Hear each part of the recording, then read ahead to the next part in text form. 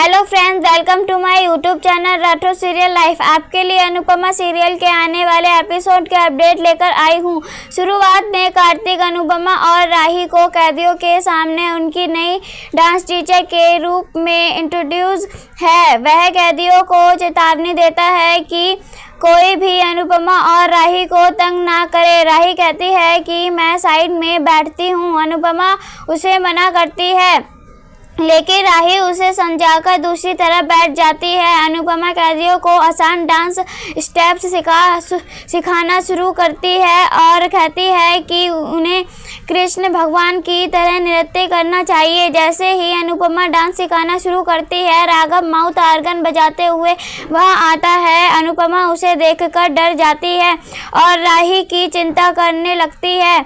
अनुपमा और राही उसे देखती है और थोड़ी घबरा जाती है।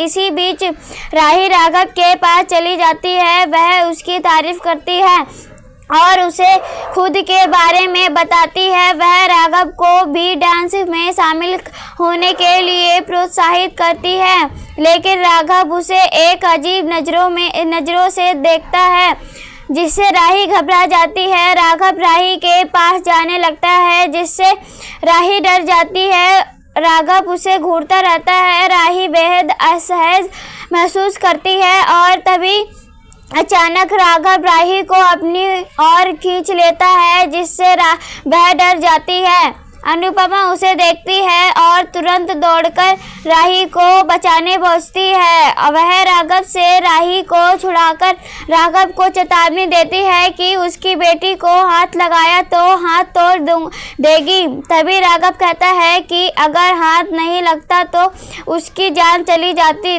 सभी देखते हैं कि जमीन पर इलेक्ट्रिक वायर खुला पड़ा हुआ था, जिस पर राही का पैर पड़ सकता था। राघव जवाब देता है कि उसने राही को सिर्फ उसकी जान बचाने के लिए खींचा था।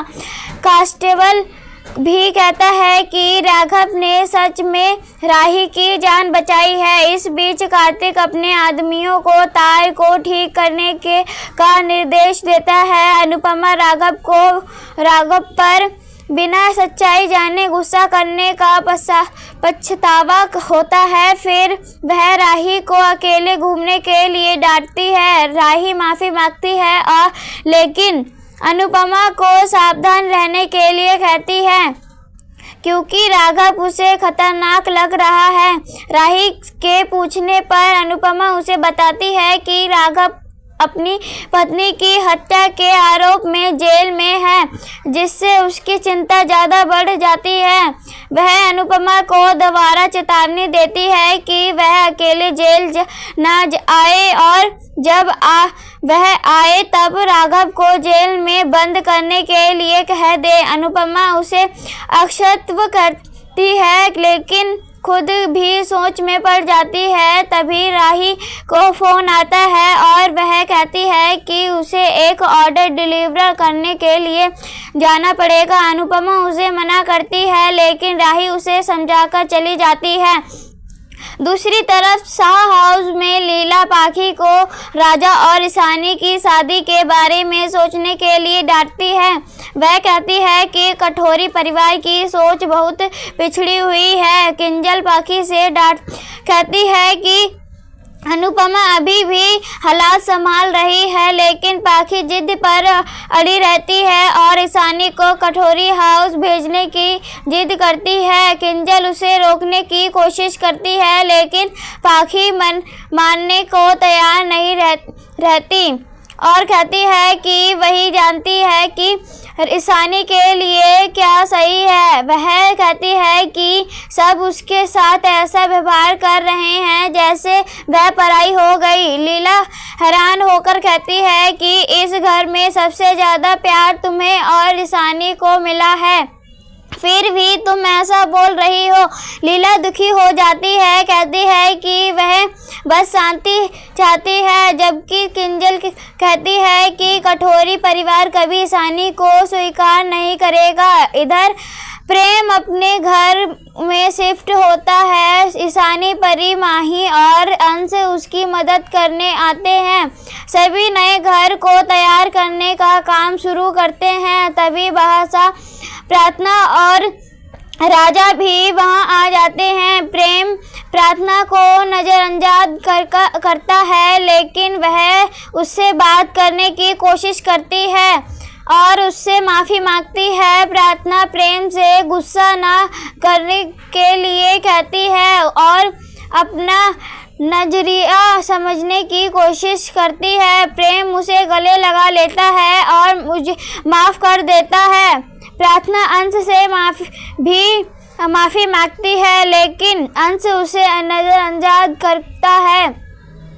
इसके बाद प्रेम को पता चलता है कि वह राजा और प्रार्थना घर पर झूठ बोलकर यहाँ आए हैं। वह मजाक में कहता है कि कभी कभी बड़े लोग भी झूठ बोलते हैं, तो आज हमने भी झूठ बोल दिया। लेकिन प्रेम साफ कहता है कि बड़ों से झूठ बोलना गलत बात है। तभी अंश कहता है कि अब सभी काम शुरू करते हैं। इसके बाद सभी काम करना शुरू करते हैं। दूसरी तरफ अनुपमा कार्तिक से कार्यक्रम के बारे में चर्चा करती है और कहती है कि कुछ कैदी डांस करने में बिल्कुल अच्छे नहीं हैं, इसलिए वह उसे साधारण म्यूजिक डांस करवाने की सलाह देती है। कार्तिक उससे सहमत होता है। इसी बीच अनुपमा राघव को देखती है, जो कि लकड़ी काट रहा होता है।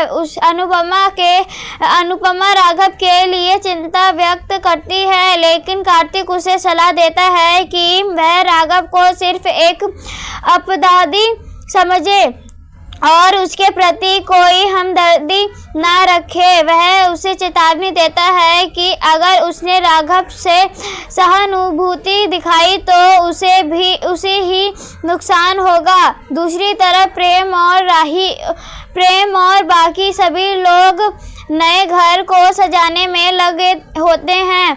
इस बीच ईशानी राजा को गले लगा लेती है और अपने दिल की बात कह देती है। वह दुखी होने का नाटक करती है।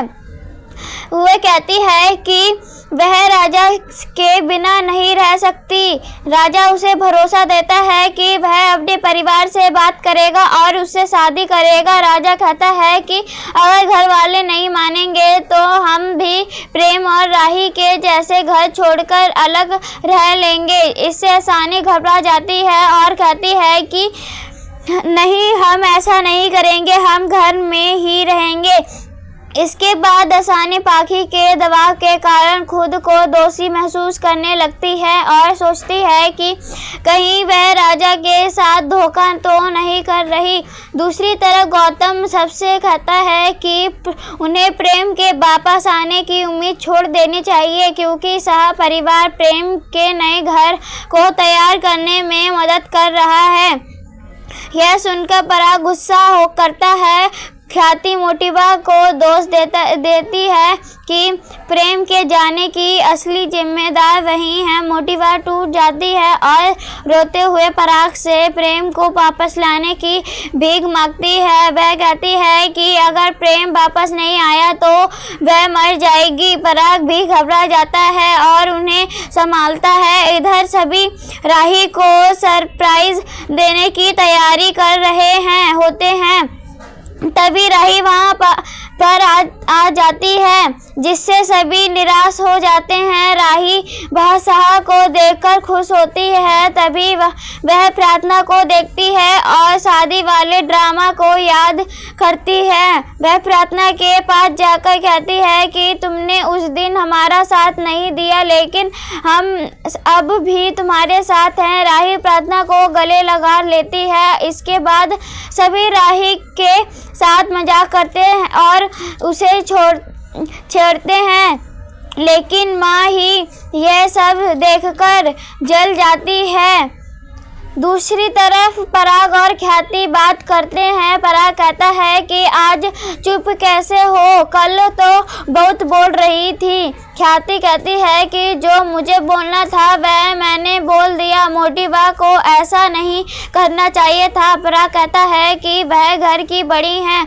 ख्याति कहती है कि बच्चे अगर गलती करते तो बड़े उन्हें डांट देते हैं, लेकिन बड़े गलती कर दे तो क्या बच्चों को नाराज होने का भी हक नहीं है। दोनों में बहस हो जाती है। ख्याति पराग को समझाते हुए कहती है कि मोटी बात को प्रेम और राही के सपने जलाने का कोई हक नहीं था। पराग कहता है कि क्या प्रेम का ऐसे घर छोड़कर जाना सही था। नाराजगी का मतलब यह नहीं कि आप अपने परिवार से अलग रहने की लगो। ख्याति कहती है कि प्रेम आपका बेटा है, उसका गुस्सा और जिद भी आपके जैसी है।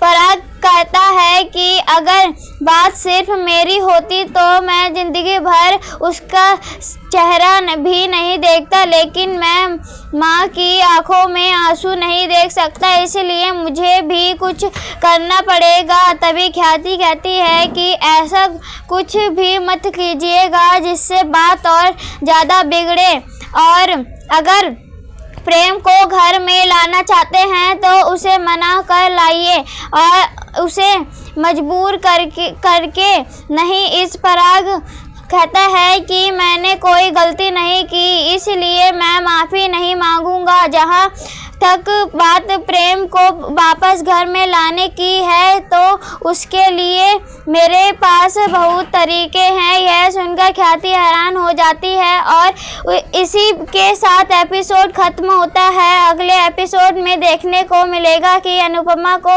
राघव के जख्म नजर आते हैं और वह उससे इसके बारे में पूछती है। तभी उसको एक कॉल आता है और वह राही का नाम चिल्लाती है। राघव याद करता है कि उसने राही पर हमला किया और राही ने उसको यह चोट पहुंचाई थी। आज का एपिसोड यहीं पर ख़त्म होता है। ऐसी ही वीडियो देखने के लिए राठौर सीरियल लाइव चैनल को सब्सक्राइब करें एंड वीडियो पसंद आई हो तो प्लीज़ वीडियो को लाइक करें। तब तक के लिए बाय बाय।